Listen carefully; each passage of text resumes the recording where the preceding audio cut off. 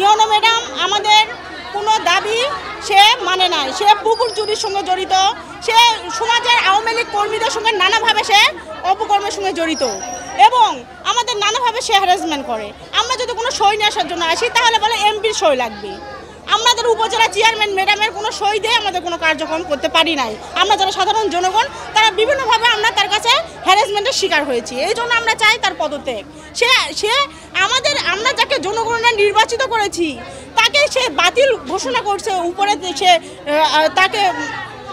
তাকে তার নামে রিপোর্ট দিছে কেন? কারণ সে তো সবসময় অফিস করেছে, এই এত বিপদের মাঝেও সে আমাদের পাশে সবসময় ছিল। সে এই দুদিনও আমাদের 4-5 দিন আমাদের যে একটা বিপদ গেছিল, সব নেতারা যখন পালিয়েছিল তখন একমাত্র উপজেলার চেয়ারম্যানই আমাদের বিভিন্ন নিরাপত্তা দিয়ে গেছে। তারপরে ইওনো ম্যাডাম উপরে কেন রিপোর্ট করেছে আমরা এটা মানব না। আর এছাড়া উনি বিভিন্ন অপকর্মের সঙ্গে জড়িত, তাকে আমরা এমনিতেও সবাই পদত্যাগ চাই। সে আমাদের বিভিন্ন কাজে কর্মে সব ক্ষেত্রে আমাদের বাধা দেয়। আওয়ামী লীগ নেতাকর্মীদের সঙ্গে এর আগে যখন আমরা সাধারণ জনগণ ছিলাম, বড় বড় নেতাদের সঙ্গে সে হাত মিলিয়ে কোটি কোটি টাকা সে লোপাট করেছে। আমরা এটা চাই না, তাকে আর চাই না, তাকে আমরা পদত্যাগ চাই। এটাই আমাদের এক দফা এক দাবি, ইওনো ম্যাডামের পদত্যাগ।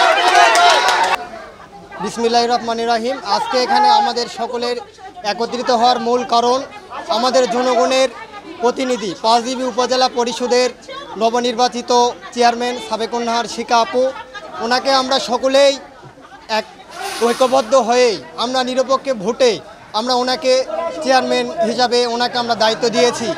আমাদের উপজেলা চেয়ারম্যান আমাদের শিকা আপু যে নির্বাচনটা হয়েছে পুরো বাংলাদেশের মধ্যে বলতে গেলে আপু নির্বাচনটা সবচাইতে সুষ্ঠু নির্বাচন হয়েছে। এখানে আমাদের আপুকে ইওনো স্যার ভুল তথ্য দিয়ে ঢাকায় উনি আমাদের রিপোর্ট পাঠায় যে এই দেশের এই পরিস্থিতির মধ্যে আমাদের চেয়ারম্যান নাকি অফিস করে নাই। কিন্তু আমাদের নবনির্বাচিত চেয়ারম্যান দেশের এত গণ্ডগোলের মধ্য দিয়েও আমাদের আপু 5 তারিখ থেকে ধরে আমাদের আপু প্রতিনিয়ত আমাদের আপু অফিস করছে।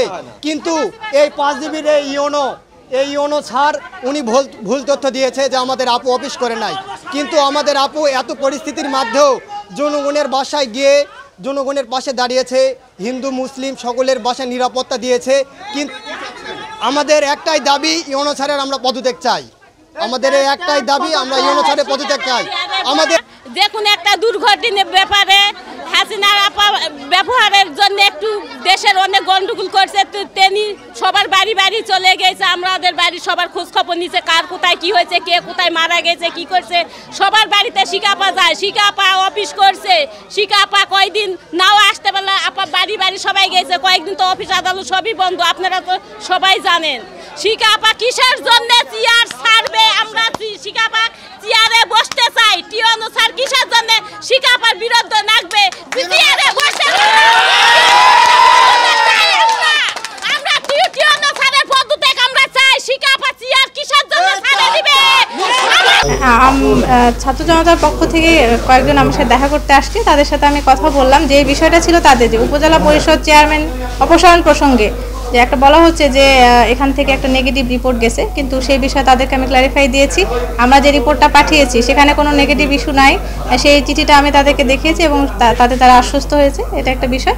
আর কিছু তারা যৌক্তিক দাবি দেওয়া পেশ করছে, যে বিষয়গুলো নিয়ে কাজ করার জন্য আমরা পর্যায়ক্রমে কাজ করব। আজকে থেকেই সেগুলো কার্যক্রম আমরা শুরু করব। এগুলো বিভিন্ন দপ্তর সম্পর্কে তারা বলেছে এবং প্রতিটা দপ্তরে আমরা বলেছি যে স্পেসিফিক করে কোন বিষয়ে কোন অভিযোগটা আপনারা দিচ্ছেন সেই দপ্তরগুলোকে আমরা নিয়ে বসবো এবং সেটা বাস্তবায়ন করব। পর্যায়ক্রমে সেগুলো নিয়ে সমস্যার সমাধান করার চেষ্টা করব। অভিযোগ তো যে কেউ করতে পারে, আমরা তো তার পক্ষে প্রমাণ দিয়েছি যে অভিযোগটা করেছে সেটা আসলে সত্যি নয়। আমরা যে রিপোর্টটা পাঠিয়েছি তারা যেটা বলছে যে আমরা উপজেলা পরিষদ চেয়ারম্যান অনুপস্থিত ছিল এই বিষয়ে বলেছে, কিন্তু আসলে তো আমরা অনুপস্থিত রিপোর্ট দিইনি, আমরা লিখেছি তিনি ছিলেন। যেটা রিপোর্ট দিয়েছি সেটা তাদেরকে দেখানো হয়েছে এবং তারা দেখেছে রিপোর্টটা।